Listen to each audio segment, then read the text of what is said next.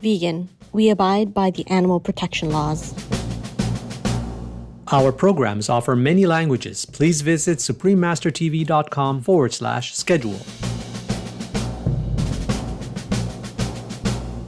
George Washington was often witnessed going out into the woods by himself, getting down on his knees in the snow, and humbly praying to God for assistance. His Excellency George Washington, Father of his Country, Part 1 of 2. Continue watching to find out more.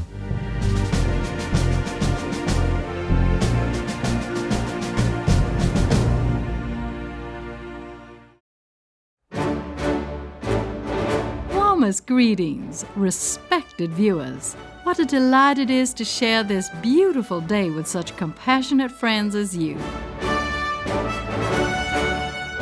I'm Olivia.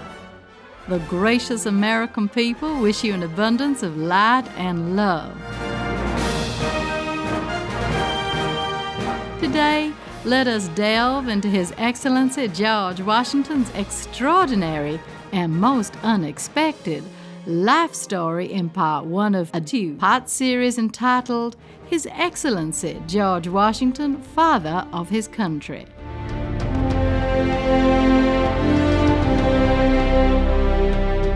Across the United States of America, 740 schools, a dozen colleges and universities, 26 mountains, 155 towns and counties, various bridges, parks, and forts, the $1 bill, the 25-cent coin, and the nation's very first postage stamps all commemorate His Excellency George Washington.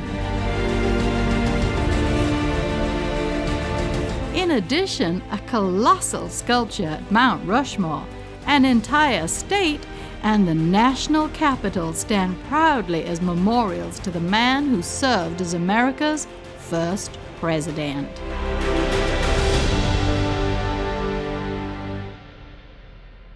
His accomplishments were many and great, but what do we really know about George Washington? George Washington was born in 1732, a fourth-generation Virginian. His father passed away when he was just 11, and his education was modest. The first position he held was as a land surveyor.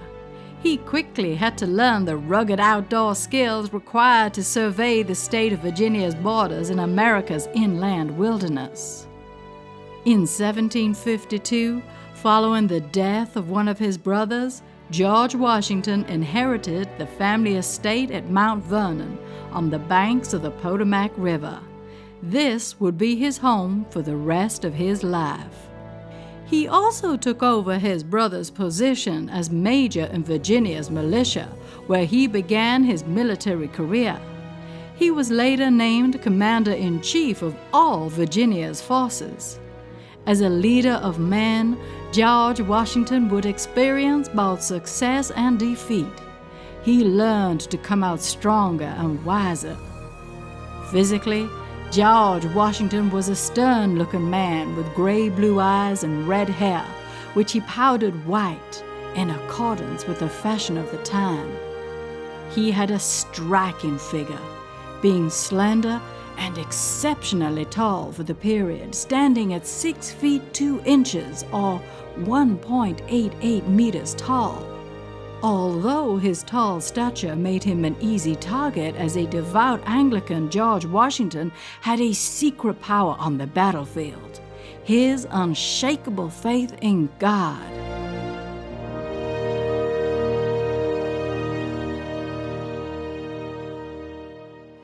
In 1755, after miraculously being protected and surviving the conflict, 23-year-old George Washington wrote to his brother John Augustine, "But by the all-powerful dispensations of Providence, I have been protected beyond all human probability and expectation."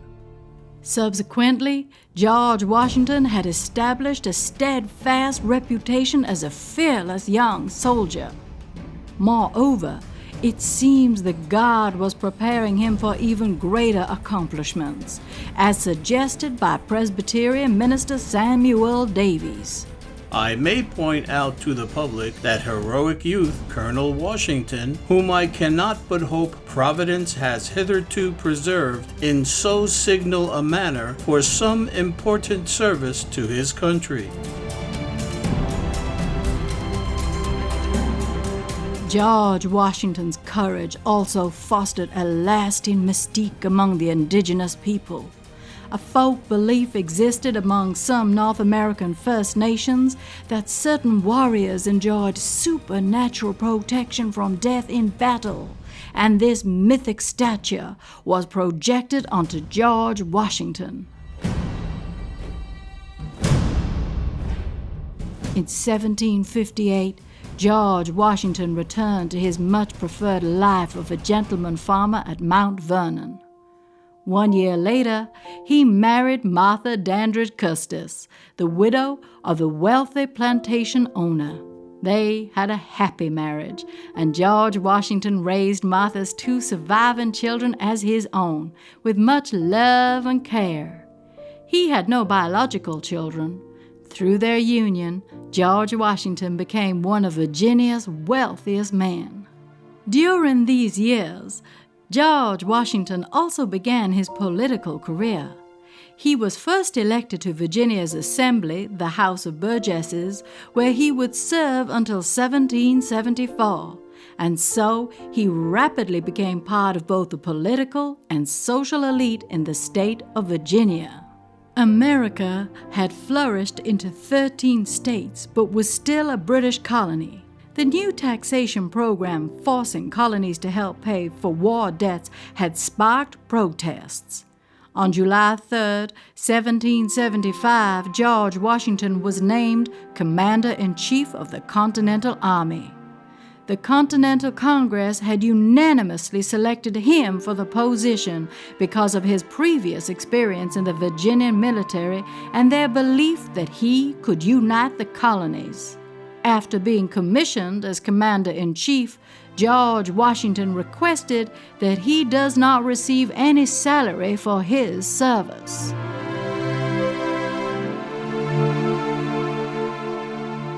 Amidst the conflict that continued for 8 long and grueling years, George Washington always remembered the vanquished and prayed for an end to the hostilities.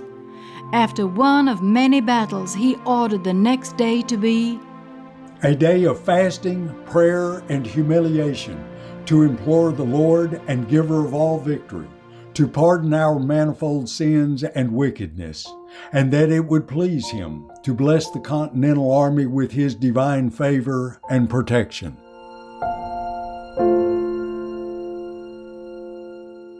In Boston, George Washington had to face another challenge, smallpox, which had arrived in the city. He himself had been afflicted by the disease as a teenager and knew of its grave dangers. According to historian Ann Becker, George Washington forbade anyone from Boston from entering the military zone and thus prevented a disastrous epidemic among the Continental troops. As the disease spread, he ordered all soldiers to be vaccinated. Historian Elizabeth Fan stated that George Washington's controversial decision is one which must surely rank with the most important decisions of that time. On August 28, 1776, the Americans were nearly surrounded on Long Island. Under George Washington's orders, they tried to cross the East River to Manhattan. It is reported that an unusually thick daytime fog appeared just in time to allow this maneuver to be successful. Colonel Benjamin Talmadge later wrote, I do not recollect a more fortunate retreat. After all, the providential appearance of the fog saved a part of our army from being captured.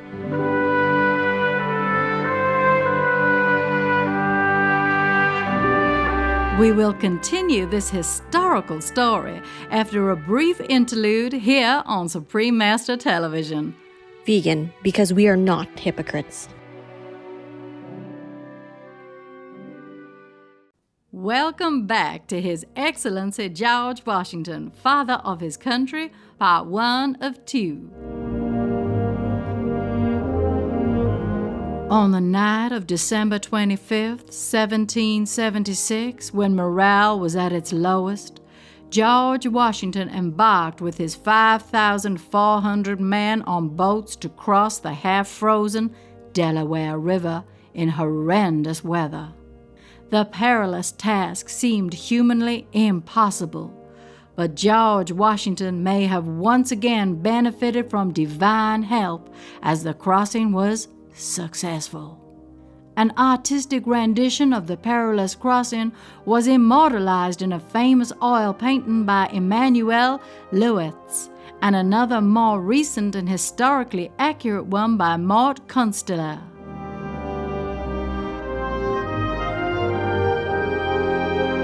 At the end of 1777, the Continental Army set up camp in Valley Forge, Pennsylvania for the duration of winter. They were short of supplies and faced hunger and illness amidst the bitter cold. It is said that George Washington often went into the woods by himself and humbly prayed to God for his country. A number of artists have depicted him at the Valley Forge kneeling in prayer. In one account, the Reverend Nathaniel Randolph Snowden, an ordained Presbyterian minister, wrote in his diary about a story he heard from Isaac Potts. "There," said he, "lay the army of Washington. It was a most distressing time of your war, and all were for giving up the ship. But that great and good man, in that woods, pointing to a close-in view, I heard a plaintive sound, as of a man at prayer. I tied my horse to a sapling, and went quietly into the woods, and to my astonishment, I saw the great George Washington on his knees, alone, with his sword on one side and his cocked hat on the other. He was at prayer to the God of the armies, beseeching to interpose with his divine aid, as it was ye crisis, and the cause of the country, of humanity, and of the world. Such a prayer I never heard from the lips of man. I left him alone praying. I went home and told my wife. I saw a sight and heard today what I never saw or heard before, and just related to her what I had seen and heard and observed. We never thought a man could be a soldier and a Christian, but if there is one in the world, it is Washington." She also was astonished. We thought it was the cause of God, and America could prevail. Indeed, under George Washington's staunch leadership, supplies began to come in, training was intensified, and once again, morale rose so the renewed American Continental man went on. Saintly viewers, it's been a pleasure to have your company today. Join us again on Sunday, July 25th for Part 2 of His Excellency George Washington, Father of His Country. May your day be filled with wonderment and joy. Vegan, the best way to halt climate change. Our programs offer many languages. Please visit suprememastertv.com/schedule and suprememastertv.com/MOS. Nos programmes offrent plusieurs langues. Veuillez visiter suprememastertv.com/schedule et suprememastertv.com/MOS. Nuestros programas ofrecen varios idiomas. Visiten suprememastertv.com/schedule y suprememastertv.com/MOS. Rancangan kami menawarkan banyak bahasa. Sila kunjungi suprememastertv.com/kehadapan schedule dan suprememastertv.com/kehadapan MOS.